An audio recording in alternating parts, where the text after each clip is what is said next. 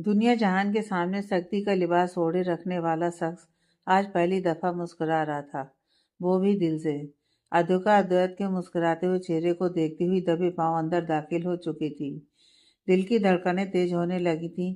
उसके हाथों की पकड़ परस्पर गहरी हो चुकी थी, जैसे जानना चाहती हो कि आखिर कौन है अंदर। हॉस्टल रूम का छोटा सा कमरा था वह, जहाँ दिन के वक्त भी अंधेरा सा था। रोशनी के लिए उसने अपने हाथों से पर्दे को एक तरफ किया, तब नजर पड़ी बिस्तर पर लेटे 6-7 साल के बच्चे पर। अद्वैत उसका हाथ पकड़े बेड से होता हुआ घुटनों के बल उसके पास नीचे ही बैठ गया था। हैप्पी बर्थडे आयु, ये कहकर अद्वैत ने उसके बालों को सहलाकर सिर को चूमा था, और साथ ही एक नज़र अद्विका पर पड़ी, जो फैली आंखों से उसे देख रही थी। कम, उसने उसे पास बुलाने के लिए हाथ बढ़ाया। ये, वो पास आते हुए हैरत से बोली। He is fine. अद्विका उसके चेहरे को गौर से देख रही थी। उसकी शक्ल में उस बच्चे को आंखों के सिवा अद्वैत का कोई अक्स नजर नहीं आया था, और उसकी उम्र भी ज्यादा थी। वो उन दोनों के रिश्ते और उम्र को समझने की कोशिश में अब भी थी। वो कुछ पूछती इतने में उसने आंखें खोल दी। लुक, पापा आए हैं, वो खुशी से भरकर बोला, और बच्चे ने मुंह फेर लिया, और वहीं अद्वैत का दिल पसीज गया। बच्चा अपनी नाराजगी जता रहा था, क्योंकि अद्वैत अपने ही बच्चे को उसके जन्मदिन के अगले दिन मिल रहा था। आई एम सॉरी बेटा, पापा कल नहीं आए, बट आज आज हम आपका बर्थडे मनाएंगे। अद्वैत उसका मन बहलाने के लिहाज से बोला। अब अद्विका को अद्वैत के उस वक्त के गुस्से का अंदाजा हुआ था। कल उसके बेटे का बर्थडे था, और वो नहीं आ पाया था। ऐसे में उसका गुस्सा हर तरह से जायज था। वो खुद को गिल्टी महसूस कर रही थी। उसने अद्वैत के हाथ पर हाथ रखकर भरी आंखों से ही माफ़ी मांगी थी, जिस पर अद्वैत ने गौर किया और उसे आंखों से ही माफ़ कर दिया था। आयु, मेरा बेटा, कल इसका बर्थडे था। पूरे 6 साल का हो गया है ये। अद्वैत बेशुमार प्यार भरकर आयु के बारे में बता रहा था। उसने कहा, तब आयु हौले से खड़ा हुआ और अद्वैत के इर्द गिर्द बाहें लपेट ली। अद्वैत का दिल धड़कने से रुका था, क्योंकि आयु आज काफी वक्त बाद उसके सीने से लगा था। उसने हाथ में पकड़े गिफ्ट को छोड़कर उस नन्ही सी जान को अपने और करीब कर लिया, और उसे खुद से कस लिया था। अद्विका की आंखें उन्हें देखकर ही नम होने लगी थीं। पापा, आयु रुक रुक कर धीरे से बोलता था। यस मेरा बच्चा, वो उसे चूमता हुआ बोला। मेरी बर्थडे गिफ्ट, वो मासूम सी आवाज में बोला, और हाथ आगे बढ़ा लिया। अद्वैत ने आंखें पोंछकर झट से पूछा, बताओ क्या चाहिए आपको? आपके साथ जाना है। इस सवाल पर एक बार फिर उसने उसे अपने सीने से लगाने को मजबूर कर दिया था। मेरी सुन बच्चा, मम्मा कल आई थी। उन्होंने भी कहा कि मुझे मेरा बर्थडे गिफ्ट जल्दी मिलेगा। उस औरत के जिक्र ने पल भर के लिए अद्वैत के चेहरे के भाव बदले थे, जो अद्विका ने भी पढ़े थे। पर वो जल्दी संभला और बोला, अच्छा, क्या मांगा आपने उनसे? सेम, वो मासूमियत से बोला, तो अद्वैत कुछ नहीं कह सका। तब तक एक आदमी उसका लाया सामान उसके सामने रखकर जा चुका था, जिसमें ढेर सारे खिलौने और चॉकलेट्स थीं, और कुछ उसकी पढ़ाई से जुड़ा सामान था। अद्वैत ने हर चीज अपने हाथों से चुनी थी उसके लिए। वो एक एक तोहफा दिखाते हुए उससे कोई ना कोई बात कर रहा था, पर आयु की सवालिया नजरें बिस्तर के किनारे खड़ी अद्विका पर जमी हुई थीं। अद्विका को कुछ समझ में नहीं आ रहा था कि वो वहां से चली जाए या ठहरे। उसने कदम पीछे भी किए थे, तब तक अद्वैत ने उसका हाथ पकड़ लिया और उसका नाम बताते हुए इंट्रोड्यूस कराया था। आयु, दिस इज अद्विका योर। अद्वैत उसके परिचय पर खुद ही अटक गया था। तब तक अद्विका ने झुककर उसकी तरफ हाथ बढ़ाया और मुस्कुराती हुई बोली, योर फ्रेंड। आयु ने हाथ पीछे कर लिए और बोला, मम्मा बोलती हैं स्ट्रेंजर से फ्रेंडशिप नहीं करनी चाहिए। आयु, अद्वैत उसे टोकना चाहता था, पर अद्विका ने उसे चुप रहने का इशारा किया। या, एब्सोल्युटली करेक्ट, वेरी गुड बच्चा, बट मैं आपको जानना चाहती हूँ। एंड ये सब छोड़ो, हैप्पी बर्थडे बेटा, मे गॉड ब्लेस यू, कहकर उसने हिम्मत से उसके बालों को सहलाया था। Can I take this? Aayu ने छोटी सी उंगलियों से उसके पर्स की तरफ इशारा किया, जहाँ स्टाइलिश तरीके से इनिशियल वाला कीचैन उसके पर्स से बाहर झूल रहा था। अद्वैत आयु को देखता, कभी उसकी ख्वाहिश को। वो उसी का अंश था। उसे दुनिया भर की चीज़ों से मतलब ही नहीं था। उसकी खुशी छोटी छोटी चीज़ों में थी। वो अद्विका को कुछ कहता उससे पहले ही उसने वो निकाल कर उसकी नाजुक सी हथेली पर रखते हुए कहा, आप कोर्स बच्चा, इनफैक्ट इसे बर्थडे गिफ्ट ही मान लो। थैंक यू, उसने की चैन लेते हुए कहा। I am Advika. अब उसने दोबारा हाथ बढ़ाया था। आयु, उसने भी अपना छोटा सा हाथ उसके सामने किया था, जिसको अद्विका ने नरमी से थामा था। You have a beautiful name and eyes too, कहकर उसने उसकी छोटी सी नाक पर उंगली रख दी। अद्वैत अद्विका पर दिल हार चुका था। कितनी आसानी से वो उससे मिल रही थी, उसने सोचा भी नहीं था। एक बार फिर उसे अपने फैसले पर प्राउड हुआ था। वो उसे देखकर मुस्कुरा दिया। अद्वैत ने आयु का फेवरेट स्ट्रॉबेरी केक निकाला तो उसके चेहरे की खुशी देखने लायक थी। आई लव यू पापा, कहकर वो उसके गले लग गया। तभी अद्विका ने अपने कैमरे में इधर से कैद कर लिया। अद्वैत की नज़रों से भी ये कहाँ बच पाया था। उसने अद्विका को अपने पास बुलाया और दोनों ने आयु के कोमल से हाथों को पकड़कर केक कट किया। अद्विका अपनी धुन में ही उसके लिए बर्थडे सॉन्ग गा रही थी और अद्वैत कनखियों से उसे देख रहा था। अद्वैत ने आयु को खिलाकर जो ही केक का वाइट उसकी तरफ किया, इस बार आयु ने यह तस्वीर ले ली। सब कुछ बहुत अच्छे से हुआ था। अद्वैत की आंखें पनीली हो गईं। उसे यकीन नहीं हो रहा था कि उसके लिए सब इतना आसान हो जाएगा। यूं ही बहुत सारी यादें बना दे और कुछ पल और साथ बिताने के बाद वो दोनों आयु को अच्छी तरह से सी ऑफ करके लौट आए थे। गाड़ी में अद्वैत ने एक लफ्ज भी नहीं कहा था और अद्विका ने पूछा भी नहीं। वो हमेशा से उसके खुद के बोलने के इंतजार में थी। उम्मीद के अनुरूप ही अद्वैत ने गाड़ी घर या हॉस्टल न ले जाकर एक बड़े से ब्रिज की तरफ घुमाई, जहाँ सर्द हवाएं जोरों पर थीं, इसलिए लोगों की आवाजाही फिलहाल वहाँ कम थी। अद्वैत ने कुछ सोचकर गाड़ी रोकी और बिना कुछ बोले ही बाहर निकल गया। अद्विका ने गहरी सांस लेते हुए बाहर कदम रखा। उसे अब अद्वैत को कानों से नहीं, दिल से सुनना होगा। इतने वक्त से जिस दिन का इंतजार वो कर रही थी, वो आज आ गया था। वो उतरी और उसके पास आकर चुपचाप खड़ी हो गई। अद्वैत खोया हुआ सा बोलने लगा, तुम्हें पता है, बचपन में मुझे डिसलेक्सिया था। खामोशी तबीयत थी मेरी। मैं किसी से ज़्यादा बात नहीं करता था, बस अपने में ही गुमसा रहता था। मैं अपनी स्टडी को लेकर सीरियस था और इंटेलिजेंट भी। मुझ पर ज़्यादा ध्यान नहीं दिया जाता था, ये कहकर कि ये तो अब नॉर्मल है, कुछ भी सीखने में ज़्यादा वक्त लगाएगा। ऐसे दौर में सिर्फ दो ही लोगों ने मेरा साथ दिया था, एक मेरे मैथ टीचर, दूसरे मेरे पापा। लोग कहते हैं ना कि बेटी बाप के ज़्यादा करीब होती है और बेटा माँ के, मगर मेरे केस में बात अलग थी। मैं मेरे पापा से ज़्यादा अटैच था, जिसका रीज़न था मेरी मॉम का दिया गया धोखा।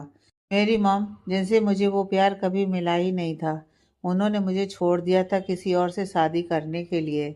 मैं अचानक से इस चीज़ के लिए, इस सदमे के लिए तैयार ही नहीं था। मुझे गहरा आघात सा महसूस हुआ था। सच कहूँ तो मुझे कुछ समझ ही नहीं आया। और पापा, उनके लिए भी यह दर्द बहुत ज़्यादा था। एक उम्र के बाद आकर चला जाना उन्हें सहन ही नहीं हुआ और वो डूबते गए इस दुख में। वो हालात मैं ही जान सकता हूँ, क्योंकि उसे मैंने वो सब फेस किया था। स्कूल में जब सब बच्चे मजाक उड़ाया करते थे कि इसकी मम्मी भाग गई, और पापा, वो ये सब भुलाने के लिए अपने आप को काम में झोंकते गए।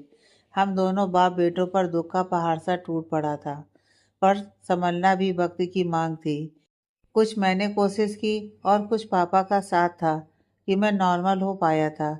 उस वक्त पापा भी मेरे साथ ना होते तो शायद मैं कभी नॉर्मल नहीं हो पाता।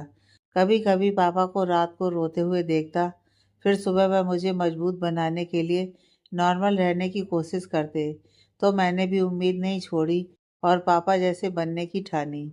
उन्हें मेंटल सपोर्ट की सख्त ज़रूरत थी, जो मैं बना भी। पर इंसान जितना भी करे, यह दुनिया जीने नहीं देती। पापा के लिए भी ऐसे ताने तैयार रहते थे कि ये बिजनेस क्या संभालेगा, इससे इसकी बीवी ही नहीं संभली। पापा और मैं ये सब सहने सुनने के आदी बन चुके थे और साथ ही सहते हुए कुछ आगे भी बढ़ चुके थे। हमने जान लिया कि ये दुनिया किसी की नहीं है, तो उससे साथ की उम्मीद भी बेकार ही है। बस तभी से मुझे नफरत सी होने लगी थी औरतों से, जिसकी बहुत सी वजह आगे चलकर पुख्ता होती चली गईं। जिसका एक एग्जाम्पल यह भी है कि शादी के बाद मेरी बहन अंशिका ने भी इसी वजह से मुझसे रिश्ते नाते ख़त्म कर दिए, क्योंकि उसे मेरी प्रॉपर्टी में हिस्सा नहीं मिला। उसके भी फेक पेपर्स उस घटिया औरत ने ही बनवाए थे। मुझे मोहब्बत के मामले में छला गया था औरतों के द्वारा ही, वो भी बार बार। तो बताओ कैसे यकीन करता है इस लफ्ज़ पर। मुझे मोहब्बत शब्द से ही नफरत होने लगी थी। मुझे बस इस पूरी दुनिया में दो ही शख्स अपने लगते थे, एक मेरा बेटा, दूसरे मेरे पापा, जो फिलहाल कहाँ हैं कुछ पता नहीं। अद्विका की आंखें हैरत से फैलती चली गईं, क्योंकि उसकी जिंदगी किसी गहरे राज की खाई की तरह थी। वो जितना अंदर जाती उतनी ही उसकी गहराई बढ़ती जाती थी। वो समझ ही नहीं पाई, ना आयु के बारे में, ना उस औरत के बारे में, अब ना ही उसके पिता के बारे में। आप आपका marital status I mean sees, आखिर वो पूछ ही बैठी। इस सवाल पर उसने जबड़े कसते हुए कहा, है वो जिंदा और इसी दुनिया में है, बस यही तो अफसोस है। पर मैं उससे जुड़ा हूँ, इस बात का कड़वा सच मुझे जीने नहीं देता।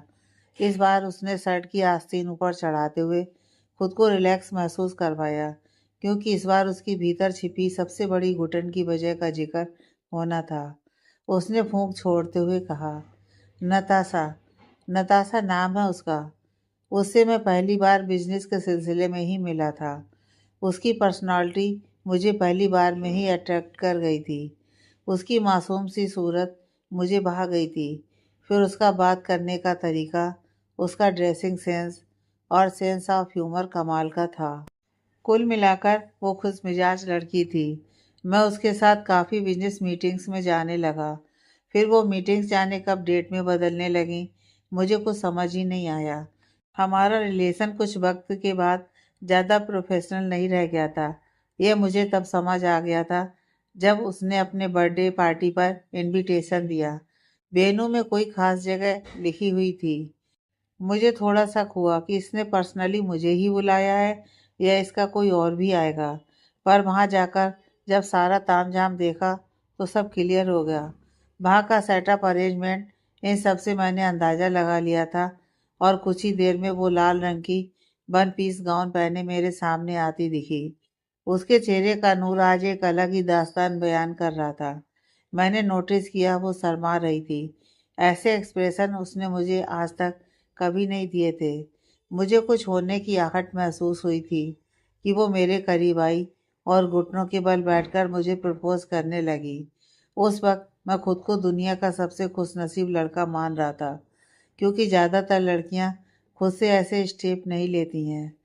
मैंने बताया ना, प्यार मोहब्बत ये सब चीज़ें मुझसे कोसों दूर रही थी, मगर एक ही पल में इतनी करीब कैसे आ गई थी। मुझे उस एक पल में अब तक की लाइफ टाइम की खुशी मिल चुकी थी, जैसे मैं और मेरा दिल यही चाहता था। मैं उसकी तरफ झुका और उसे उठाया। मेरा जवाब हाँ था। यह जानकर ही उसने अपने होंठ मेरे होंठों से सटा दिए। मेरे लिए वो सबसे खास पल था। अद्वैत खामोश हो गया और अद्विका इधर उधर देखने लगी। उसके लिए यह सुनना बहुत अजीब था, क्योंकि अभी वो उससे प्यार करती थी। ऐसे में उसे जब मालूम हुआ कि उसके प्यार को उससे पहले किसी और ने भी छुआ था, तो वह ना चाहते हुए भी जलन से भर उठी थी। उसने आगे बोलना शुरू किया, अद्विका, मैं हमेशा से पत्थर नहीं था। मेरे शख्स सीने में नाजुक सा दिल भी धड़कता था, जिसने नताशा का नाम लेकर शुरू किया था। मुझे ज़िंदगी में पहली बार प्यार हुआ था। प्यार, प्यार दुनिया की सबसे खूबसूरत फीलिंग होती है, ये तुम जानती हो। यह कहकर उसने गहरी नज़र से देखा था, क्योंकि उसकी नज़र में अपने लिए पनपते प्यार को उसने अब तक पढ़ लिया था। लेकिन वही शिद्दत वाला प्यार आपका जीना दुश्वार करे, तब आपकी ज़िंदगी मौत से भी बदतर हो जाती है। अद्विका इस बात पर उसे सवालिया नज़रों से देखती रही, और फिर हमने जल्दी शादी कर ली थी। शादी के बाद महीने भर में ही वो उसके प्यार की हवा हवा हो चुकी थी। हमें आर्गूमेंट्स और झगड़े होने लगे थे, जिनकी वजह थी कि मैं उसे ज़्यादा वक्त नहीं दे पाता था, और दूसरा वो भी मुझसे दूर ही रहा करती थी। यहाँ तक कि उसने अपना प्रोफेशन ही दूसरा चुन लिया था। वो एक दिन आकर बोली, मुझे मॉडल बनना है। मैं उसे चुपचाप सुनता रहा, जैसे उसके लफ्ज नहीं फैसले सुन रहा हूँ। मुझे उससे इन सब के बारे में बात ही नहीं करनी थी। मैंने उसे फ्री कर दिया, क्योंकि इनमें मेरा बहुत सा वक्त जाया हो जाता और फिर मेरे काम को मेरी ज़रूरत थी। पापा ने बड़ी मुश्किल से मुझे इस मुकाम तक पहुंचाया था। मैं इसमें जी जान लगा देना चाहता था। यूं ही टाइम निकला। नताशा अपने काम को पाकर और मुझे भूलकर उसमें खो सी गई थी। कुछ टाइम के अकेलेपन के बाद मुझे फिर अपनी ज़िंदगी में कमी सी महसूस होने लगी थी, और वो थी बच्चे की कमी। मुझे नहीं पता मेरे अंदर ये एहसास कब कैसे आया, बस आ गया, और बड़ी शिद्दत से आया। यह ख्वाहिश मैंने उसके सामने जाहिर भी की, यह कहकर कि मुझे भी हमारा बच्चा चाहिए था। यकीन मानो, ये सिर्फ मैंने मेरी ख्वाहिश रखी थी, कोई थोपा गया आदेश नहीं था।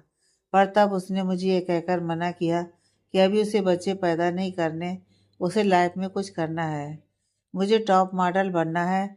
बच्चे बच्चे के चक्कर में मैं अपना फिगर खराब नहीं कर सकती। मैं सुनकर शॉक्ड रह गया था। जिस एहसास को मैं जीना चाहता था, हालांकि हर कपल जीना चाहता है, उसे वो ये सब कह रही है। हाँ, मैंने समझने की कोशिश भी की थी कि कोई बात नहीं थी, कि वो फिलहाल तैयार नहीं थी इतनी बड़ी जिम्मेदारी के लिए। फिर उसके सामने उसका करियर भी था। लेकिन फिर वो उस दिन के बाद से मुझसे दूरी बनाकर रखने लगी थी, जो मुझे खटका था। एक रोज़ उसने मुझे साफ शब्दों में कहा, उसे बच्चे नहीं चाहिए, ना अभी और ना कभी। यह बात मुझे सूल की तरह चुभी थी। तब मुझे उसे अपनी ज़िंदगी में शामिल करने पर अफ़सोस हुआ था कि वो मेरे साथ घर बसाना ही नहीं चाहती थी। वो सच में प्यार था ही नहीं, बस मेरा मन उसके लिए उसी दिन से पूरा उचट गया था। फिर कुछ वक्त तक यूं ही चलता रहा।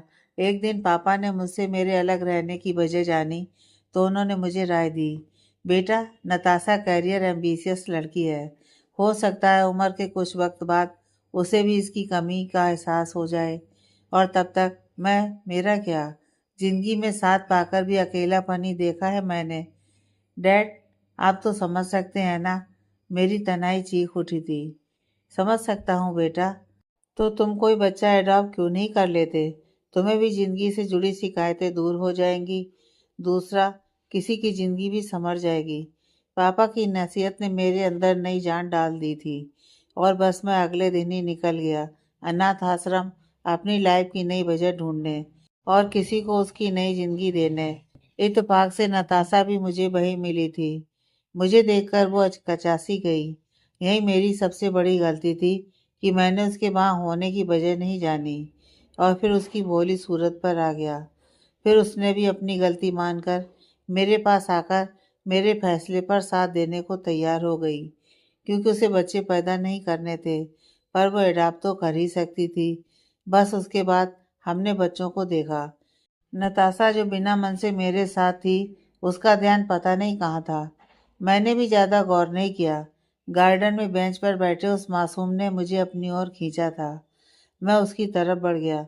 नताशा ने हड़बड़ी में मुझे रोकना चाहा। नो अद्वैत, वो नहीं। क्यों नहीं? मैंने सवाल किया था, पर लाजमी सा जवाब न मिलने पर मैं उसके पास नहीं रुका। उस बच्चे में मुझे पहली बार में ही मेरा अक्स दिखा था, कि मैं भी बचपन में यूं ही रहता था, सबसे जुदा सा, किसी के आने का इंतजार करता सा, अपने अंदर सब समेटा हुआ सा। मुझे भी तब इंतजार ही तो था कि कोई आए मेरे भी करीब और मुझे जाने, पर कोई नहीं था मेरे पास। नहीं, मुझे उसके पास तो जाना होगा। मैं मेरी नज़रों के सामने दूसरा अद्वैत बनते नहीं देख सकता था। नतीजन मैं उसके करीब जब गया, तब उसने मुझे देखा, और देखते ही वो मुझे अपना सा लगने लगा। यह भी इत्तेफाकी था कि उसके सामने से चेहरे पर सिर्फ उसकी आंखों का रंग ही मुझसे मिला था। उसने दूसरी बार मेरी तरफ नहीं देखा और अंदर चला गया। बस तभी अंदर जाकर केयर टेकर से, ऑनर से मैंने उसी बच्चे को गोद लेने की बात कही थी, जिस पर दोनों को झटका लगा, जिसमें नताशा भी शामिल थी। उसने साफ तौर पर मुझे उसे अडॉप्ट करने से रोका था। लंबी बहस के बाद वो वहाँ से निकल गई। फिर मैं भी जिद में इकलौता ही था। मैंने उसी बच्चे को गोद लिया, और उसका नाम जानकर दिल की गहराइयों से खुश हुआ था। आयु, ये मेरी सोच का नाम था, जो मैंने अपने बच्चे के लिए सोचकर रखा था। उस दिन मैं बहुत खुश था। हालांकि जिम्मेदारी बहुत बड़ी ली थी क्योंकि आयु थोड़ा अब नॉर्मल था। उसे एक्स्ट्रा केयर की ज़रूरत थी। मैंने पूरा विश्वास दिलाते हुए उसे अपनाया और उसे अपने घर ले आया। उस दिन मेरा फिर से नताशा के साथ झगड़ा हुआ था और झगड़े की वजह आयु बना था। मैंने कहा था ना तुम्हें, ये बच्चा नहीं। वो उसे देखकर जोरदार गरजी थी। क्यों? क्या प्रॉब्लम है तुम इस मासूम से? मैंने आयु को गोद में उठाए हुए कहा। ओके फाइन, जब आप इसे ले ही आए हो तो इसकी जिम्मेदारी भी खुद ही उठाना, वो भी सिंगल पेरेंट बनकर। वो आखिरी लाइन पर जोर देकर बोली। What do you mean? मैंने आयु को महेश काका के साथ अंदर भेजने के बाद कहा था, क्योंकि मैं उस मासूम बच्चे के सामने ऐसा माहौल नहीं बनने दे सकता था। भाई, जो तुमने सुना, मुझसे कोई उम्मीद मत रखना। मुझे इस बच्चे से कोई रिश्ता नहीं रखना। ये उसके आखिरी लफ्ज थे। मैंने भी गुस्से में उसे जाने के लिए कह दिया था। उसके बाद मैं अकेले आयु के साथ वक्त बिताया करता था, उसे समझने की कोशिश करता। पापा भी आयु के आने से कुछ ठीक हुए थे। बच्चों में ऐसे गुण होते हैं कि कोई उनसे दूर रह ही नहीं सकते। न जाने नताशा ने आयु के आने पर ऐसा रिएक्शन क्यों दिया था। साफ तौर पर मुझे जानना भी नहीं था उस औरत से मुझे चिढ़-सी होने लगी थी, क्योंकि उसे अब रिश्तों की फिक्र रह ही नहीं गई थी और इसका असर मैं आयु पर हरगिज नहीं पड़ने दे सकता था। पर फिर भी मैंने दिमागी तसल्ली के खातिर नताशा के बारे में कुछ पुरानी इन्फॉर्मेशन निकलवाने की सोची, जो काम मुझे शायद बहुत पहले ही कर लेना था। आयु को लाए 6 महीने हो चुके थे और नताशा का बर्ताव अब उसके लिए और खराब होता जा रहा था। मैं उससे तंग आ चुका था। मैंने आयु के साथ कहीं और जाने का फैसला किया और निकल गया। पापा से वो मुलाकात आखिरी होगी, इसका मुझे अंदाजा भी नहीं था। हाँ, उस दिन मैं पापा से आखिरी बार मिला था। क्यों? कहाँ है अब वो? क्या हुआ था उनको? अद्विका हैरानी से बोली और फिर पास आकर अद्वैत के चेहरे को देखा था, जो आंसुओं से भीग चुका था।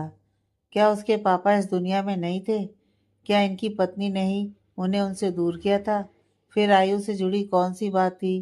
तभी इस शख्स का हर रिश्ते से विश्वास उठ गया था। क्या है इनकी पूरी जिंदगी की कहानी? ढेर सारे सवालों के साथ और उनके इंतजार में अद्विका अद्वैत को देखती रह गई। अद्विका अद्वैत की कंजी आंखों में देखती रही, जो खामोश होते हुए भी कितना कुछ कहती थी। अद्वैत ने सिर झुकाए ही कहा, मेरा दर्द शायद तुम महसूस भी नहीं कर सकती। मेरे पापा की क्या जगह थी, क्या है और क्या रहेगी, इन्हें शब्दों में बयान नहीं कर पाऊंगा मैं। मेरी जिंदगी में मेरे हीरो रहे हैं वो। अपनी हर मुश्किल दरकिनार कर मेरी खातिर लड़कर इस तरह मुकम्मल खड़े हुए हैं वो।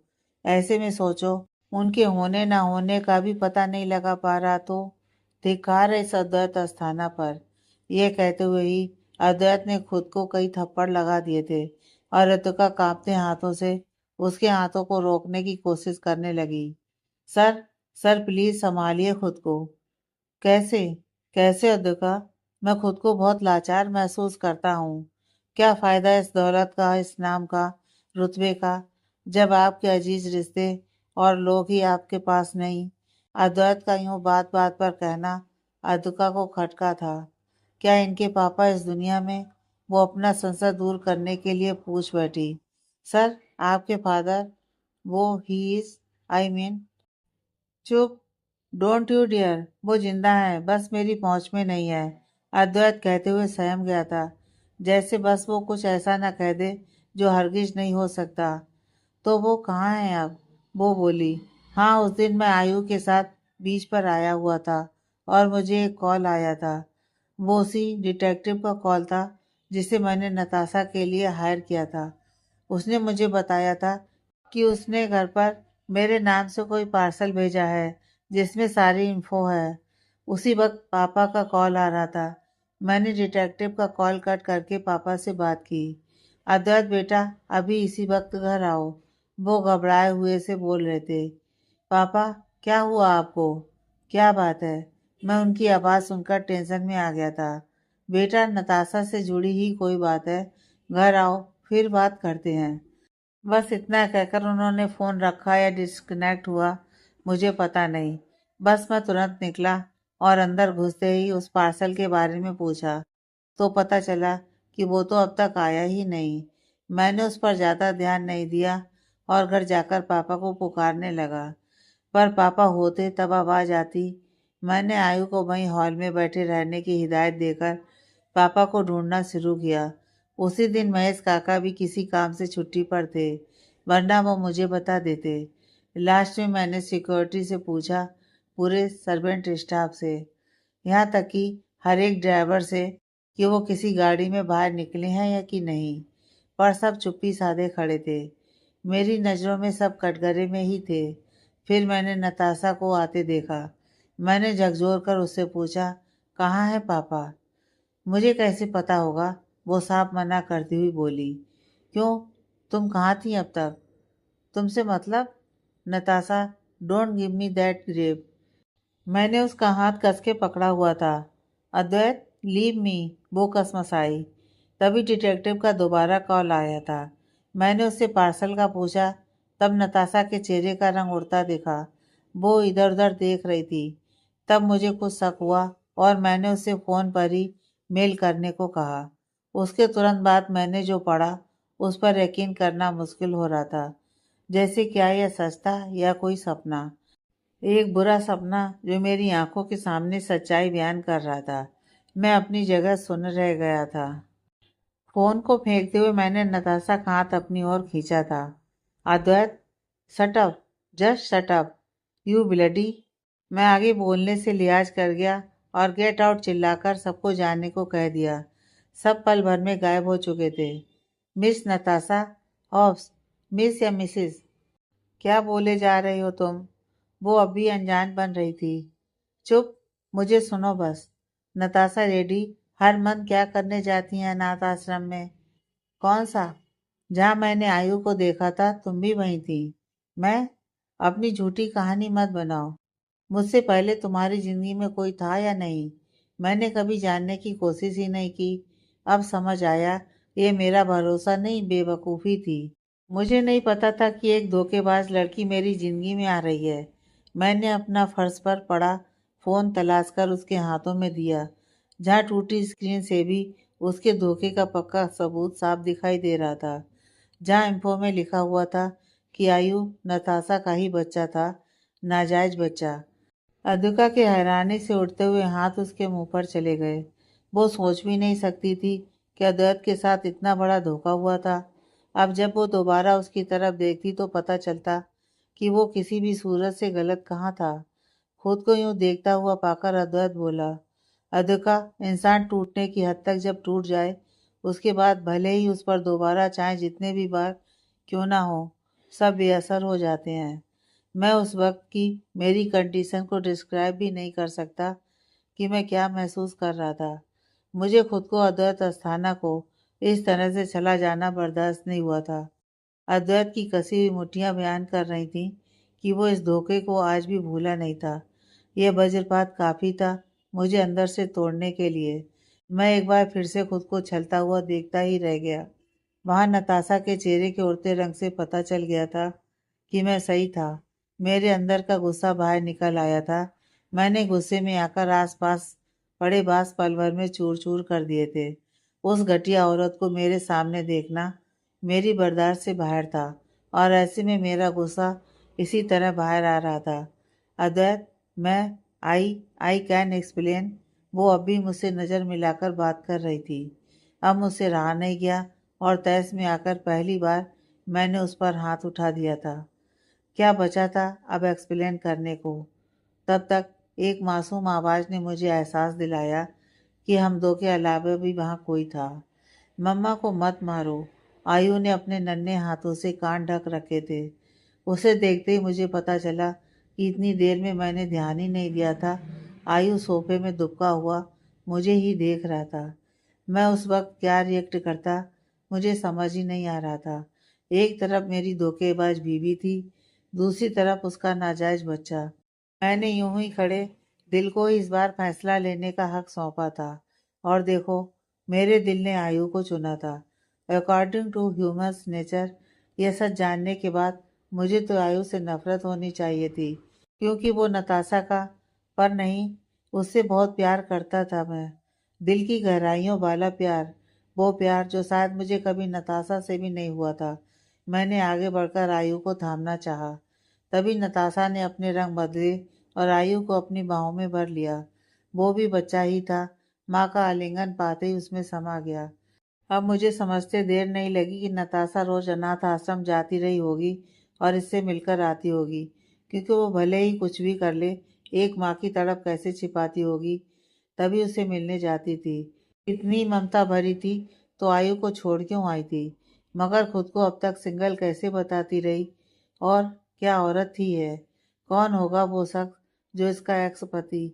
मेरे जहन में बहुत सारे सवालों ने सिर उठाया था। अगले ही पल सिर झटक कर सोचा, मुझे नहीं जानना, बस मुझे इसकी शक्ल भी नहीं देखनी। मुझे आयु को इसके साथ भी नहीं देखना। ऐसी माँ वो डिजर्व भी नहीं करता। मैंने तुरंत आगे बढ़कर आयु को उससे छीना और अपनी गोद में ले लिया। वो उचक कर रह गई। दूसरे हाथ से मैंने उसे पकड़ा और घर से बाहर का रास्ता दिखा दिया। मेरे घर से, मेरी जिंदगी से निकल जाओ। मुझे नफरत है तुमसे।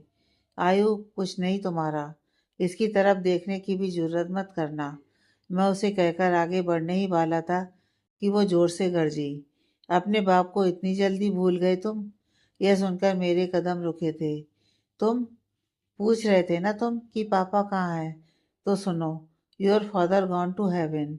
यह कहकर वो अपनी शैतानी हंसी हंसकर बाहर निकल गई। उसे वाकई आयु से मतलब ही नहीं था। पीछे पूरे खाली घर में उसकी साजिश भरी हंसी गूंज कर रह गई, जिनमें आयु का रोना भी शामिल हो गया। पापा, मम्मा, वो रो रहा था और इधर मेरा दिल रो रहा था। मुझे समझ ही नहीं आ रहा था कि एक ही वक्त में ऐसे दो बड़े बड़े मोड़ का सामना मैं करूं तो कैसे। फिर मैंने बेटा और पति बनना छोड़कर पिता बनना चुना और आयु को ऊपर ले जाकर उसे समझा बुझाकर सुला दिया। वो रात बहुत भारी थी मुझ पर। मेरे पास टूटने का, बिखरने का या रोने का तो समय बिल्कुल नहीं था, क्योंकि मुझे पापा का पता लगाना था। मुझे हर इंसान पर शक हो गया, खुद के साय पर भी। खुद को अंधेरे में डुबाए रखने के बाद मैंने तय कुछ किया था और अगली सुबह घर के हर एक स्टाफ को बदल डाला, क्योंकि सारे नताशा के हाथों की कठपुतली थे। पापा को ढूंढने की कोशिश मैंने जारी रखी थी। पुलिस कमिश्नर सभी से मैंने कांटेक्ट किया, कर सभी को काम पर लगा दिया। पर अगले ही पल एक और मुसीबत ने मेरे दरवाजे पर दस्तक दी थी। चाइल्ड केयर सेंटर का ऑनर था। अधुका पूरी तरह शौक में थी कि ये क्या कह रहा था। अद्वैत, उसकी कहानी तो वाकई किसी गहरे राज के जैसे थी। वो जितना जानती उतना उसे महसूस होता कि अभी भी कुछ रह गया है। मैं उसे देखकर हैरत में था। वो आयु को देखने के लिए घर में घुसा और उसे सवाल जवाब करने लगा कि उसके साथ मेरा रवैया कैसा है। चूंकि नामी लोगों का यही नुकसान होता है कि उनसे पहले उनकी खबर बाहर पता चल जाती है। वैसे ही चाइल्ड केयर सेंटर में उन्हें पता चला और भी आ गए। मेरे लिए दूसरा झटका था। उन्होंने आयु को ले जाने की बात कही थी, जिनमें नताशा के बिहेवियर ने आग में घी का काम किया था। उनके हिसाब से हम अच्छे पेरेंट्स नहीं थे, तो ऐसे माहौल में उसकी परवरिश तो दूर, उसका ख्याल रख पाने में भी सक्षम नहीं थे। बड़ी मुश्किल से मैंने आयु को अपने पास रखा था, इस आश्वासन के साथ कि इन सबका उस पर कोई असर नहीं होगा। मगर वे माने नहीं। उन्हें भरोसा दिलाने के लिए मैंने उसे चाइल्ड स्पेशल स्कूल में डाल दिया और मैं एक बार फिर से अकेला हो गया था। अद्वैत ने रुकते हुए कहा और अपनी नम आंखों को साफ किया। अधुका उसे देखने के साथ ही सुन रही थी, जैसे आंखों से ही सुन और समझ रही हो। फिर मैंने पापा को ढूंढने की तलाश जारी रखी। अपनी हर पावर, हर पहुंच का इस्तेमाल किया, पर यह नहीं जान पाया कि उस औरत ने पापा को कहाँ छुपाया होगा। अधुका ने उसे देखा और अद्वैत उसका सवाल समझ गया। हाँ, छिपा ही रखा है, वरना वो मुझे बार बार उनका नाम लेकर ब्लैकमेल नहीं करती। मुझे समझ नहीं आया वो औरत, मेरा मतलब हम वो समझ गया था। उसने आयु के साथ अब अपना रिलेशन ठीक क्यों किया। मतलब उसने इतने वक्त में अनाथ आश्रम जाकर क्या किया होगा। जब बच्चे को छोड़ ही दिया तो फिर वो बोर्डिंग स्कूल क्यों जाती है, जिसके लिए वो पहले मेरे साथ थी। पैसे, प्रॉपर्टी, पावर, मैंने अपना सब कुछ आयु के नाम करने को कहा था। बस उसी दिन से वो आयु के साथ अपना रिश्ता ठीक करने की कोशिश में लग गई। क्योंकि हम दोनों पेरेंट्स हैं तो हम दोनों को उससे मिलने का पूरा हक है। अब वो हर मंथ आयु के पास जाती है और उससे बात करती है, बहलाती फुसलाती है। आयु के साथ अपना फेक बॉन्ड बनाने की कोशिश में लगी है। वो अब आयु के जरिए मेरी प्रॉपर्टी पाना चाहती है, जिसमें आयु को सिर्फ मोहरा बनाया गया है। और आयु को देखा ना तुमने, कितना मासूम है वो। नताशा के साथ चला गया तो जाने क्या हासिल होगा उसका, क्योंकि अब तक तो उसने उसकी सुध ली ही नहीं थी। फिर ये अचानक सोई हुई ममता कैसे जगी? तो आप केस कीजिए। और अद्विका ने सुझाव देना चाहा, जिस पर अद्वैत बनावटी हंसी हंसकर बोला, तुम्हें क्या लगता है सब आसान है? पैसे और पावर ने मेरा साथ कभी छोड़ दिया था। अब मुझे दिमाग से काम लेना है। मुझे हर इंसान फरेबी नजर आता है। कैसे किसी पर भरोसा करूं? क्या पता हमेशा के लिए आयु को खो न दूं। और पापा के बारे में पता लगाना भी नामुमकिन सा होता जा रहा है। आपको क्या लगता है और कैसे कि अंकल वो जिंदा है? वरना वो औरत मुझे ब्लैकमेल ना करती। वो अब तक कुछ करना होता तो कर चुकी होती, पर उसमें इतनी हिम्मत नहीं है। तभी आयु और पापा दोनों को कोई नुकसान नहीं पहुंचा रही, मगर मेरी पहुंच अब भी उनसे बहुत दूर है। मेरी रातों की नींद सुकून सब लिए बैठी है वो औरत। मुझे उसे उससे ही जीतना होगा, जिसके लिए उसे दोबारा अपनी ज़िंदगी में नहीं ला सकता। मुझे कोई चाहिए जो मेरे लिए उसके बारे में पता लगाए। पर कौन है इस झूठी दुनिया में जो सच्चाई से मेरा साथ दे? बस इसीलिए अद्वैत अस्थाना अकेला है। दोपहर कब शाम में तब्दील हुई, कुछ पता ही नहीं चला। अद्वैत अपने बारे में सब बताकर बहुत हल्का महसूस कर रहा था। वो ब्रिज के उस पार मुंह किए खड़ा हो गया। गुजरते साल की सर्द हवाएं उसकी नाक को लाल कर गुजर रही थीं। हवा में उसकी आंखें खुल पाने में सक्षम नहीं थीं, मगर फिर भी वो अपने सामने के शून्य की तरफ पलक बिना झपकाए देख रहा था। वो शून्य जहाँ उसे कुछ समझ नहीं आ रहा था। उसके अंदर की घुटन आज आंसू बनकर बाहर निकली थी, जो आज खुलकर रोया था। उसने अपने हाथ रेलिंग पर कस लिए। वो बेबस था किस्मत के आगे, जिसने उसका मजाक बनाया हुआ था। वो जैसे हर चीज की पहुंच से दूर जाता जा रहा था। बेबसी, घुटन, नफरत और गुस्से ने उसे आज पत्थर दिल अद्वैत अस्थाना बना दिया था। अद्विका अब तक जो खामोश थी, उसे इस तरह देखकर पीछे से होती हुई उसके गले लग गई और अपने हाथों को उसके सीने पर बांध लिए, जैसे यकीन दिला रही हो कि वो उसका साथ देगी। जिंदगी में पता नहीं उसकी कितनी कहाँ जरूरत होगी, मगर वो फिर भी उसके साथ खड़ी होने के लिए तैयार थी। और अदर्द को भी यही चाहिए था। उसके जबड़े कस गए थे और आंखें बरस पड़ी थीं। कितना तरसा था वो ऐसे आलिंगन के लिए। उसने मुड़कर बरबस ही उसे अपनी बाहों में समेट लिया था, जैसे जरा सी भी पकड़ ढीली हुई तो वो भी उससे दूर हो जाएगी। अद्विका ने भी उसकी पीठ पर हाथ रखकर उसे रोने का हक दिया था। अदर्द उसके कंधों में अपना आंसुओं से भीगा चेहरा छुपाता हुआ घुटी आवाज में रोया था। दुनिया के सामने मजबूती से खड़े रहने वाला शख्स खोखला है अंदर से। मैंने अपनी लाइफ में एक रिश्ता ढंग से नहीं निभाया, ना अच्छा बेटा बना, ना अच्छा पिता बन पा रहा हूँ। जानना चाहती थी ना मुझे? तो बस यही कहानी है अद्वैत अस्थाना की। उसने अपनी बात खत्म करके गहरी सांस ली थी, जैसे सालों का बोझ दिल से उतरा हो, जैसे सालों का सफर इसे एक सांस के जरिए ही तय किया हो। कुछ देर में शांत होने के बाद उसने खुद को संभाल लिया था। और तब अद्विका ने पूछा, उसके बाद आपकी जिंदगी में कोई नहीं? मैंने इजाज़त नहीं दी, उसने सटीक सा जवाब दिया। फिर मैं ही क्यों? वो बड़े हक से सवाल पूछ बैठी। पता नहीं, मुझसे किसी ने इतने हक से कभी पूछा ही नहीं था। ना मैंने बताना चाहा। मगर तुम में कुछ तो है। क्या? यह नहीं मालूम। बस दिल ने तुम पर यकीन करने की जिद की थी और तुम्हारे पास ले आया। यह कहते हुए अद्वैत की गहरी नजरें अद्विका के चेहरे पर ही थीं। वो पहली बार किन्हीं एहसासों के साथ उसे गले मिला था। उसे पता ही नहीं चला कि वो उसके सामने कब खुली किताब बन बैठा था। फिर वो खुद को संभालता हुआ उससे दूर खड़ा हुआ और बोला, अब तुम बताओ, एक साधारण सी लड़की क्या मदद कर सकेगी मेरी जिंदगी की इतनी सारी और इतनी बड़ी उलझनों को सुलझाने में? मुझे भी नहीं मालूम, मगर वो कहावत सुनी होगी आपने। कौन सी?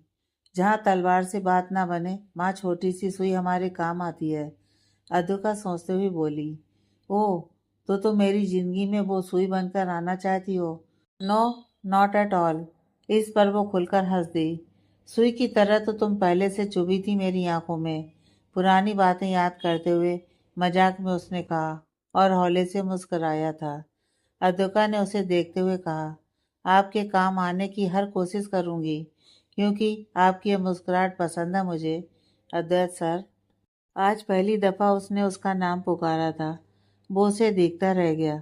पता नहीं क्या था दोनों के बीच, मगर कुछ तो था जो बेहद खास होता जा रहा था, जिसकी खबर दोनों को ही थी, मगर फिर दोनों अनजान ही रहना चाहते थे।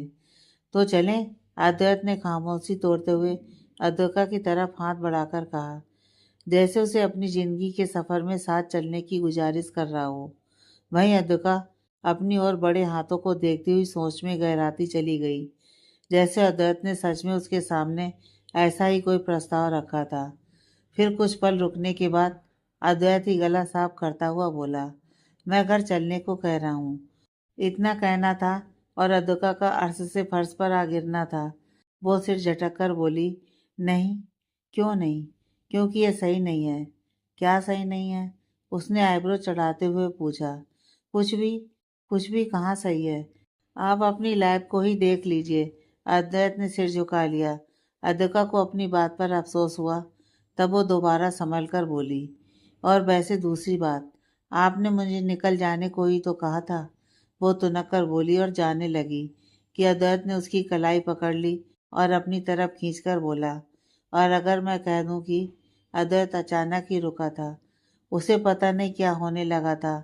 यह वही लड़की थी जिसको वो अपनी आंखों के सामने बर्दाश्त नहीं कर सकता था, और अब भाई उससे रुकने की फरियाद कर रहा था। क्या जादू कर रही है ये लड़की भी मुझ पर? वो उसे देखकर सोचने लगा। अद्विका भी जैसे उसके आगे बोलने के इंतजार में थी। वो बोली कि कंप्लीट, यही कि I am sorry. I am sorry.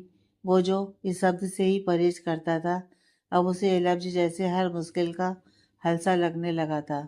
Advika इस बदलाव पर बिना मुस्कुराए नहीं रह सकी। हाँ, वो भी अद्वैत के साथ रहना चाहती थी। अब उसे उसकी तन्हाई की भी खबर हो चुकी थी, मगर किस हक से जाती और क्यों? उसने इतनी जगह ही कहाँ बनाई थी। नो सर, मैं नहीं चल सकती। उसका इतना कहना था कि अद्वैत उसे बिना कुछ पूछे ही गाड़ी की तरफ बढ़ गया। वो भी अब नाराजगी जता रहा था। हाँ, उसकी गलती थी, मगर वो अब सच में अकेला था। उसे अद्विका की ज़रूरत थी, क्योंकि वो उसकी सच्ची हमदर्द थी। पर अद्विका भी गलत कहाँ थी? बिना रिश्ते, बिना किसी चीज़ के कैसे वो वहाँ रह सकती है? तब की बात और थी जब उसे गोली लगी थी। वो उसकी मजबूरी थी। पर अब वो वही गलती दोबारा नहीं दोहराना चाहती थी, क्योंकि लोगों के मुंह खुलने में भी वक्त कहाँ लगता था। वो सख्त रही और लंबी सांस लेते हुए गाड़ी की तरफ बढ़ गई। रास्ते के बीच में उसने खुद से ही बात शुरू की। सर, मैं आपकी लाइफ की प्रॉब्लम को भले ही रातों रात ख़त्म नहीं कर पाऊंगी, मगर रास्ता ज़रूर सोच लूंगी। वो उसकी तरफ देखकर बोली, हाँ आई नो। वो मेमन से बोला। फिर अद्विका ने भी बात नहीं बढ़ाई, क्योंकि बाद में अद्वैत अपनी जिद पर आकर उसे ले जाकर ही दम लेता। वो चुपचाप बैठी रही। यूं ही कुछ देर में हॉस्टल आ चुका था, जहाँ सुहाना आगे ही खड़ी उसी का इंतजार कर रही थी, और अद्वैत ने उसे देखते ही सिर झटका। ये रोज गलत वक्त पर ही आती है। कुछ कहा आपने? नहीं। Okay, thank you. वो कहकर बाहर निकल ही रही थी कि अद्वैत ने एक बार फिर उसका हाथ पकड़ लिया और धीमी आवाज में बोला, अद्विका। उसकी आवाज में बहुत कुछ महसूस किया जा सकता था। उसकी आंखें कुछ कहना चाहती थीं, जैसे उसकी पकड़ भले ही ढीली थी, मगर फिर भी उसमें मजबूती थी। उसकी सूरत पर वो इस तरह दिल हारी कि आज सामने सुहाना ना होती तो वो उसके गले लग जाती। इस ख्याल पर उसका चेहरा सुर्ख हो चुका था। उसने निगाहें उठाकर अद्वैत से पूछा, बोलिए। वो बोलना भी चाहता था और कह भी नहीं पा रहा था। उसने नज़र हटाकर कुछ नहीं कहा और उसका हाथ छोड़ दिया। अद्विका में जैसे कसक सी रह गई। वो भी जाते हुए बोली, थैंक यू कहकर शर्मिंदा करने वाले थे ना आप। अद्वैत उसे देखता रह गया। वो इतना कैसे जान गई थी उसे? वो उसे रोकता उससे पहले ही वो जा चुकी थी। वो उसकी पीठ देखता रहा जब तक वो हॉस्टल के अंदर दाखिल ना हो चुकी थी। अद्विका कहकर उसने अपना सिर गाड़ी की सीट पर टिकाया, फिर जल्दी से गाड़ी स्टार्ट कर निकल गया कि ज्यादा देर रुकना ठीक नहीं था। आज वो हमेशा की तरह ही घर में आया था, मगर आज कोई गुस्सा नहीं, कोई चिड़चिड़ाहट नहीं, बस एक खामोश मुस्कुराहट जो पानी देते वक्त उस सर्वेंट ने भी महसूस की और उसे देखता रहा। हद तो तब हुई जब अद्वैत ने मुस्कुराते हुए उसके कंधे पर हाथ रखकर थैंक्स कहा। वो बेचारा घस खाकर गिर ही पड़ता अगर पीछे उसके साथी ने ना संभाला होता। साहब खाना, महेश काका ने सीढ़ियों पर चढ़ते हुए अद्वैत से पूछा। वो उनकी तरफ मुड़कर बोला, पूछने के लिए थैंक यू काका। आज मन बिल्कुल हल्का सा हो गया था तो भूख भी ज्यादा लग रही है। कुछ मजेदार बना दीजिए।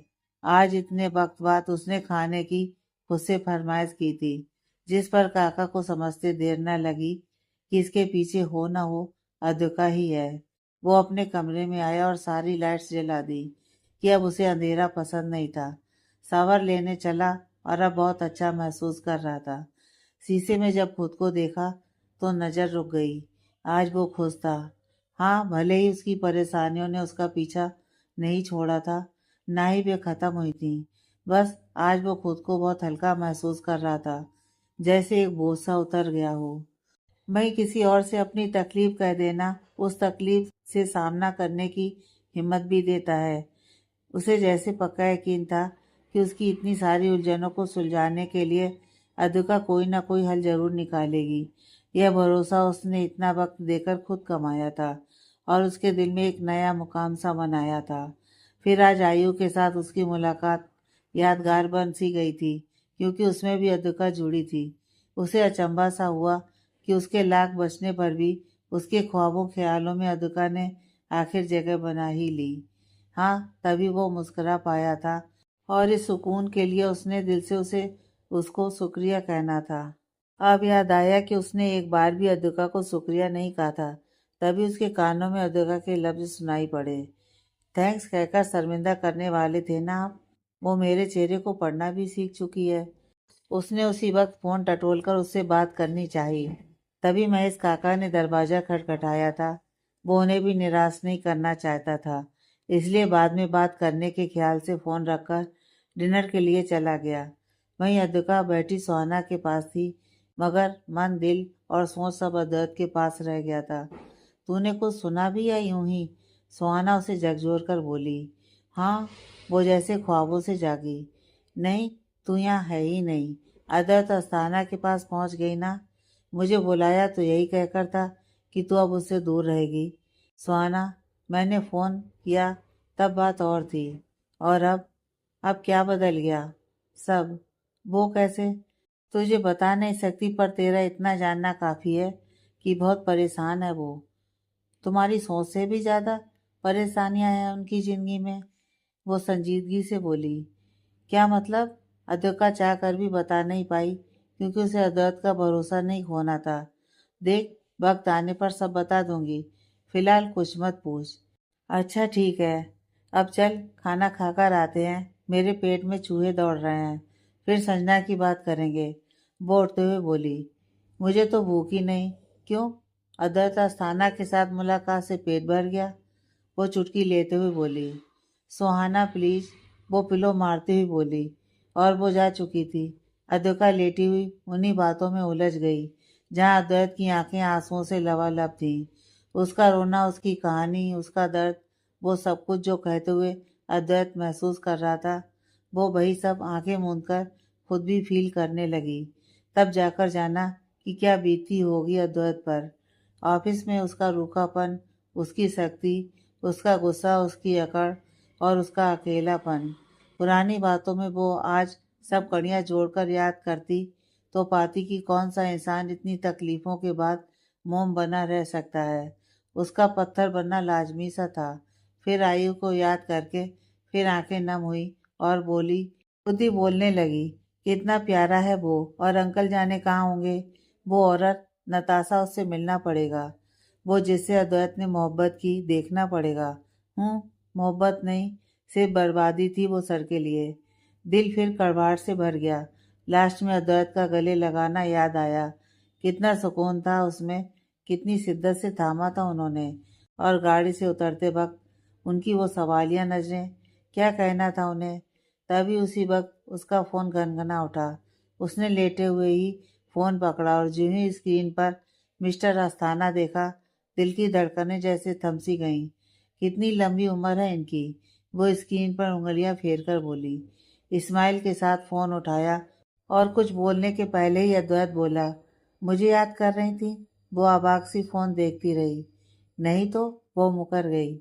हाँ, उसके सपाट लहजे पर उसने कुछ भी तर्क नहीं किया। खामोशी के बाद वो बोला, यह बहुत छोटा शब्द है, मगर फिर भी इसी के सहारे अपनी बात कहना चाहूँगा। Thank you so much. मैं बता नहीं सकता कि अभी कितना हल्का महसूस कर रहा हूँ। यूँ लग रहा है जैसे दिल से पत्थर सा हट गया हो। पर मैंने तो कुछ नहीं किया। तुमने सुना मुझे, यह आज के वक्त में काफ़ी है। लोगों के पास मुंह ही होते हैं जिनसे वो सभी के बारे में कुछ ना कुछ बोलते जाते हैं। वो भूल जाते हैं कि उनके पास सुनने के लिए दो कान भी हैं। और ऐसे में आज के वक्त में कोई अपने कानों का यूज़ नहीं करना चाहते। But you are. वो चुप हो गया। कहते क्यों नहीं कि सुहाना ना होती तो आपके आगे के लफ्ज़ क्या होते। उसने दिल ही दिल में कहा, बोलिए। पर जबान कुछ और बोल गई। Okay then. कुछ पल की खामोशी के बाद अद्विका ने फ़ोन रख दिया। शायद उसे अभी और इंतज़ार करना था। वहीं अद्वैत बिस्तर पर लेट गया और पलक बंद होते ही नींद के आगोश में चला गया। आज उसे सुकून की नींद आने वाली थी, वो भी अद्विका की वजह से। उधर वो भी फ़ोन स्क्रीन देखती सो गई। सुबह की शुरुआत रितेश की कॉल से हुई थी, जो 2 दिन से किसी काम से बाहर गया हुआ था और अब लौटा था। कमिंग। अद्वैत ने फ़ोन पिक करते ही कहा और उठ खड़ा हुआ। जल्दी से तैयार होकर बिना नाश्ते के ऑफिस के लिए निकल गया। ऑफिस में दाखिल होता हुआ आज पहली दफ़ा सभी के गुड मॉर्निंग का जवाब दिया था उसने, वो भी बिना रौब के। काफ़ी वक्त के बाद वो ढर्रे पर आया था। ऑलिव कलर का फॉर्मल सूट उस पर काफ़ी जच रहा था। फीमेल स्टाफ उसे देखकर आहें भर रही थीं। उसका लुक कमाल का था। अलग ही रौब था उसके वजूद में कि वो नहीं चाहता, फिर भी उसके चेहरे पर एटीट्यूड आ ही ठहरता। और ऐसे में लड़कियों का दिल कहाँ संभलता। वो घड़ी देखता हुआ ऑफिस में चला गया। रितेश, कोई नई अपडेट? वो आते ही चेयर पर बैठता हुआ बोला। जी सर, वो जो कंस्ट्रक्शन वाला काम था ऑलमोस्ट डन है। उसी की ग्रैंड ओपनिंग के डिस्कशन के लिए ये मीटिंग होगी, जो आपने लास्ट वीक रखनी चाहिए थी। बट हाँ, पर वो प्रोजेक्ट तो, वो सोचने लगा। हाँ, अधुका वाला प्रोजेक्ट। रितेश ने जानबूझकर उसके नाम पर जोर डाला। उसके जिक्र पर उसका दिल धड़क उठा था। फाइल्स देखते उसके हाथ रुके। बट वो तो, आप बहुत मिस कर रहे हैं ना उसे, रितेश। उसने हल्का गुस्सा दिखाया। मेरा मतलब। तभी पियोन ने आकर बताया कि मीटिंग रूम रेडी है। वो दोनों उस तरफ बढ़े। रितेश ने दाखिल होते हुए अद्वैत के कान के पास जाकर कहा, मेरी बात बाकी रह गई थी सर। कौन सी? So here C is, Ritesh ने कहा और दरवाजे की तरफ इशारा कर दिया, जहाँ सामने के पारदर्शी दरवाजे से दूर से ही वो आती दिख रही थी।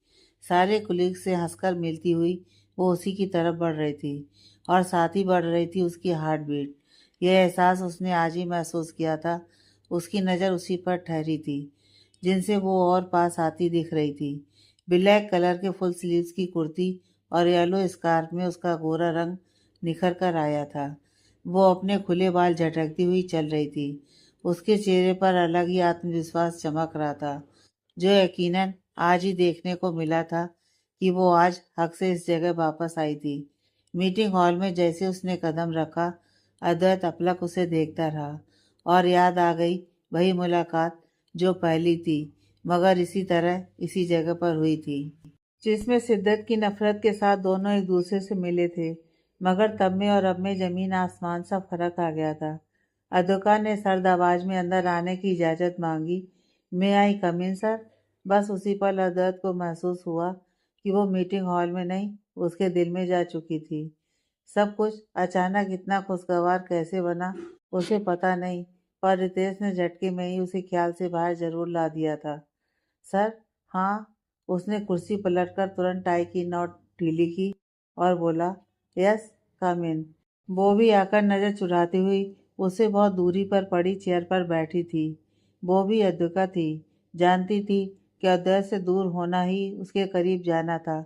उसकी इस हरकत पर अद्वैत ने सिर झटका और कोट का बटन खोलता हुआ प्रेजेंटेशन बोर्ड की तरफ बढ़ गया।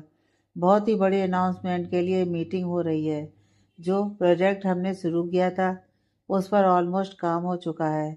आप सभी ने अपना काम बहुत मेहनत और जिम्मेदारी से किया है। I am happy. वो हल्का सा मुस्कुराया और सभी के गॉसिप का विषय बन गया। अद्वैत और इस्माइल, कोई सपना है क्या? अद्विका कंफ्यूज से उसे देख चुकी थी। यह बदलाव उसी की देन जो थी। सब खुश थे क्योंकि अद्वैत ने दिल से उनकी तारीफ की थी। तो इतने हार्ड वर्क के बाद क्यों ना थोड़ा आराम हो जाए। यह दूसरा सरप्राइज था सबके लिए। वो क्या? सब फुसफुसाए। अब वक्त है उसकी ग्रैंड ओपनिंग का। सो गाइस, क्यों ना अस्थाना से स्टाइल में एक शानदार शाम अरेंज हो जाए। वो जेब में हाथ डालकर आराम से खड़ा होकर बोला। इस अंदाज में वो और भी दिलकश लगता था। ओह, सभी ने तालियों के साथ इस फैसले के लिए हामी भरी थी। पीछे अद्विका भी खुश थी। उसका आइडिया अब मूर्त रूप लेने जा रहा था। खुशी तो बनती थी। 1 वीक, इस 1 वीक में सारी प्रिपरेशन होनी चाहिए। मुंबई शहर की सबसे बड़ी पार्टी होनी चाहिए ये। यस सर, सभी ने एक साथ हामी भरी। ऑल राइट, रितेश सबको एक्सप्लेन कर देगा। सभी उसका इशारा समझे और उठकर जाने लगे। रितेश अब भी बैठा था। अद्वैत उसे जाने को कहता उससे पहले ही वो अद्विका के पास चला गया। हे अद्विका, थैंक्स, एक कॉल पर ही आने के लिए। अरे सर, थैंक्स कहकर शर्मिंदा मत कीजिए। वो खुलकर मुस्कुराई थी। मुझे भी जॉब तो करनी ही थी, वो ऑफिस से हो या वर्क फ्रॉम होम। अद्वैत को महसूस हुआ कि वो नज़रअंदाज हो रहा है। वो दोनों को देख रहा था। काफ़ी अच्छी दोस्ती हो गई थी उनकी। रितेश, जी सर, अद्वैत ने कहा। तुम जो काम दिया है वो कर लो। वो रूखेपन से बोला। जी सर। इस पर वो बेपरवाही से बोला, राइट नाउ। सख्ती से कहता हुआ अब की बार वो उठ गया था और रितेश भी अद्विका की तरफ मुंह बनाकर उठकर बाहर निकल गया। अब वो दोनों अकेले थे। अद्वैत उसकी तरफ आता उससे पहले अद्विका भी उठते हुए बोली, मुझे भी अपना काम जान लेना चाहिए। मैं भी रितेश सर के पास जाती हूँ। रुको, वो बोला, तुम मेरे पास आओ। उसके मुंह से यही निकला था। हैं? वो हैरत में थी। तुम्हारा काम तुम्हारे सर बताएंगे। उसका अंदाज बिल्कुल बदल चुका था। व्हाट? जिस पर वो उसे देखती रही। आई मीन, तुम्हारे बॉस मतलब मैं हूँ तुम्हारा बॉस। अद्वैत अब संभला था कि वो कुछ ज़्यादा ही फ्रैंक हो गया था। अद्विका झेप गई थी। ये क्या हो गया था उसे। जी सर, बताइए, वो नॉर्मल होकर बोली। अब अद्वैत से रहा नहीं गया और अद्विका के पास आता हुआ दीवार के सहारे खड़ा होकर बोला, कैसे कैसे कर लेती हो? क्या? वो नज़र झुकाए बोली, ओह कम ऑन। वो उससे हटकर अपने बालों में हाथ घुमाकर बोला। अद्विका उसमें खो गई थी। तभी अचानक उसके पास जाकर बोला, मेरी सेक्रेटरी हो तुम, भूल गई? चलो। कहाँ? अद्वैत उसे कहकर फौरन निकल गया और अद्विका पीछे आती हुई रह गई। सभी आपस में कानाफूसी कर रहे थे क्योंकि उनके बीच कुछ तो था जो अब नजर आने लगा था। पर अगले ही पल रितेश ने सबको बिजी कर दिया था। अद्वैत कब से उससे बात करना चाह रहा था, पर वो काम के बहाने से भागने की तैयारी में लग रही थी। इसीलिए उसने उसे ऑफिस के बैक साइड ले जाकर बात करना ठीक समझा। उसे बेचैनी सी लग रही थी, जैसे उसने ये नहीं किया तो शायद अफसोस में रहेगा। अद्विका उसके पीछे आती हुई रुक गई। तभी अद्वैत ने हाथ पकड़कर उसे करीब किया और अपने सीने से लगाया और उसे कैद करते हुए काफ़ी देर तक महसूस किया। उसने सारी रात करवट लेकर इसी ख्याल में निकाल दी कि अगली रोज उसे उसी तरह शुक्रिया कहेगा जिस तरह उसने अपने दिल का बोझ, दिल का दर्द उसे बताकर सुकून पाया था। अद्विका बिना सांस लिए खड़ी थी। उसकी नज़दीकी वो अभी सहन नहीं कर पाती थी, या शायद हिम्मत नहीं जुटा पाती थी। कोई हरकत महसूस न होने पर अद्वैत ने उसका चेहरा थोड़ी सी ऊपर उठाते हुए गहरी नज़र से देखा और उसके कानों के पास फुसफुसाहट की। अदका, मेरी हमदर्द बनने के लिए दिल की गहराइयों से हमेशा तुम्हारा शुक्रगुजार रहेगा, यह अद्वैत। उसकी महकती आवाज़ उसके कानों से होकर सीधे उसके दिल का रास्ता पार कर गई थी। वो जवाब में कुछ कहती, तब तक अद्वैत ने हौले से अपने होंठ उसके गाल पर रख दिए थे। आगे की कहानी नेक्स्ट पार्ट में।